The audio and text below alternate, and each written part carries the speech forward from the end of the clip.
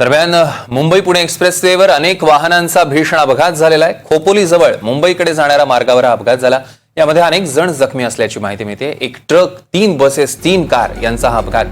मुंबईकडे जाणारी वाहतूक खोळंबली होती। दृश्यांमध्ये आपण बघतोय खोपोली जवळ ट्रक, बस आणि कारचा भीषण असा अपघात झालेला आहे। यामध्ये अनेक जण जखमी असल्याची माहिती मिळते। मेहबूब जमादार आपले प्रतिनिधी आपल्या सोबत जोडले गेले। मेहबूब,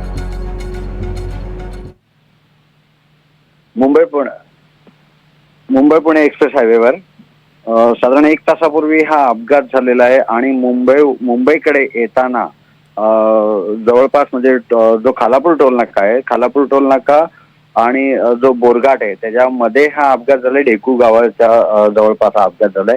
37 किलोमीटरला मुंबईकडे येताना हा अपघात झालाय। या ठिकाणी तीव्र उतार आहे, असा जवळजवळ 1-2 किलोमीटर असा सतत उतार आहे।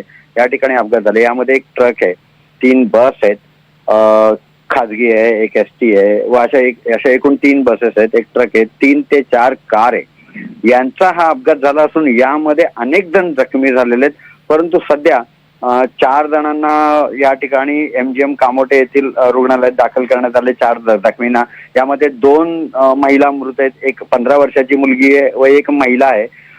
ज्या 2 जण मृत असल्याची खात्री आहे आणि 4 जण जखमी आहेत। एका जखमीला खोपोलीतील खासगी रुग्णालयात दाखल करण्यात आलंय। त्या जखमीला मोठ्या प्रमाणात हेड इंजुरी आहे।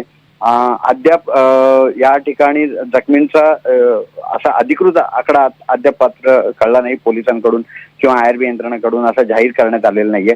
परंतु या ठिकाणी IRB यंत्रणा असेल, महामार्ग पोलीस असेल, वाहतूक यंत्रणा असेल, देवदूत असेल व हेल्थ फाउंडेशनची टीम या ठिकाणी मदत कार्य मोठ्या प्रमाणात त्यांनी या ठिकाणी राबवलेलं आहे व जखमींना व मृतांना बाहेर काढून रुग्णालयात दाखल करण्यासाठी त्यांनी फार मोलाची मदत केली आहे व आता जवळपास या ठिकाणी रस्ता मोकळा करण्याचं काम या ठिकाणी चालू आहे। अनेक ज्या गाड्या अडकलेल्या होत्या त्यामुळे वाहतूक जवळजवळ अर्धा तासापेक्षा जास्ती खोळंबली होती व ज्या गाड्या अडकल्या, ज्या कार्स याच्यामध्ये चक्काचूर झालेल्या आहेत त्यांनाही बाजूला काढून रस्ता मोकळा करण्याचं काम चालू आहे। परंतु हा गेल्या 6 ते 7 महिन्यामध्ये हा मेजर अपघात सध्या हा एक्सप्रेस हायवेला झालेला हा मेजर अपघात असून या ठिकाणी 4 ते 5 गंभीर जखमी आहेत व 2 जणांचा मात्र मृत्यू झालेला आहे। मेहबूब, यावर लक्ष ठेवून असा याचे अपडेट्स आम्ही तुमच्याकडून घेऊ। तुर्तास धन्यवाद।